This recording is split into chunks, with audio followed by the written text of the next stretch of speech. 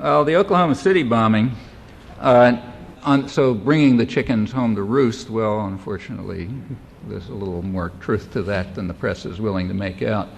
Turned out in this case, you remember at the beginning they were looking for some Middle East connection, and they would have bombed anybody in sight if they'd found it. You could tell that right off. Didn't work, so you're stuck with the angry white men. And the source of that is quite real. They have every reason to be angry.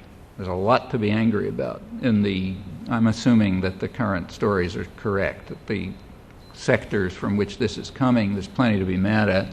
But I don't think people know what to be angry about. What has been created by this half century of massive corporate propaganda is what's called anti-politics. So anything that goes wrong, you blame the government.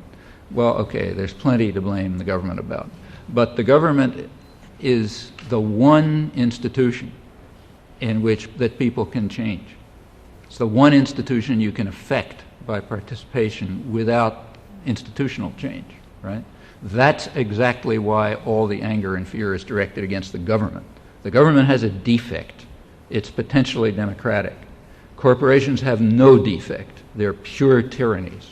So therefore you want to keep corporations invisible and focus all anger on the government. So you don't like something, your wages are going down, blame the government, not blame the guys in the Fortune 500, because you don't read the Fortune 500, thing. You just read what they tell you in the newspapers.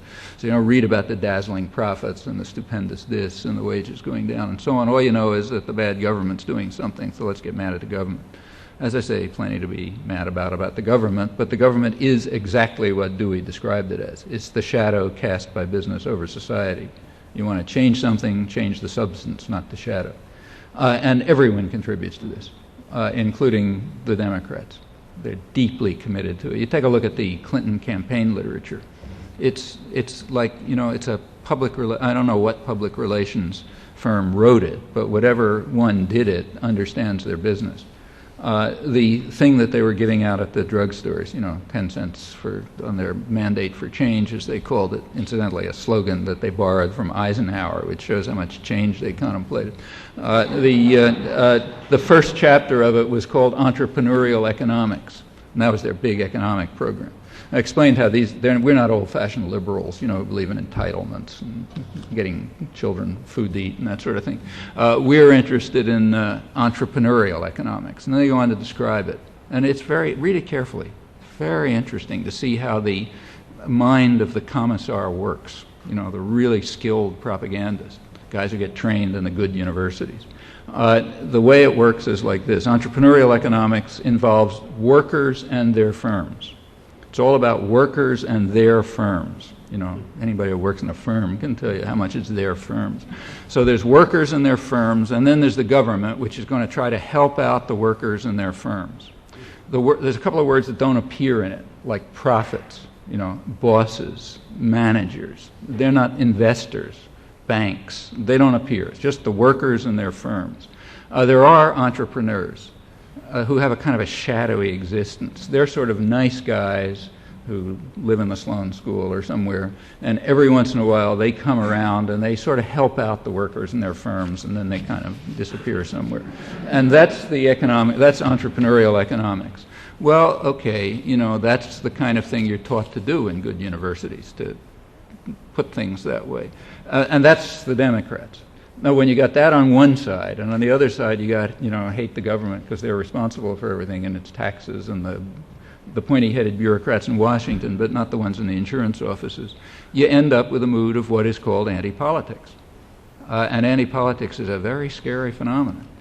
It can take the form of that it is taking, forming what shouldn't be called militias, because remember, militias are things raised by states. These are just private armies. Forming private armies to defend the country, the people against, the UN forces being brought in the black helicopters by the Council on Foreign Relations to commit genocide, or whatever story you like. Or else it's, fight against Lucifer and Beast 66, who's doing this, that, and the other thing. And that's what, if you take a look across the country, that's what people are worried about and fighting against. aliens, the devil, the UN forces, the Federal Reserve. I mean, everything except what's real, namely private tyranny, private corporate power, the guys who are listed in the Fortune 500. Well, that's an achievement. That's a propaganda achievement. And while the anger and the fear is real and it's based on something, and you got to sympathize with it because it is real, when your wages have dropped 25% roughly in, say, 15 years, and your wife has to work and your kids can't eat and so on and so forth, and you have no future and everything's rotten, you have a lot to be angry about. But people are not focused on what's doing it. That's the difference between the days in which there was a live, functioning labor movement that was organizing these people, exactly these people, to work together to change things.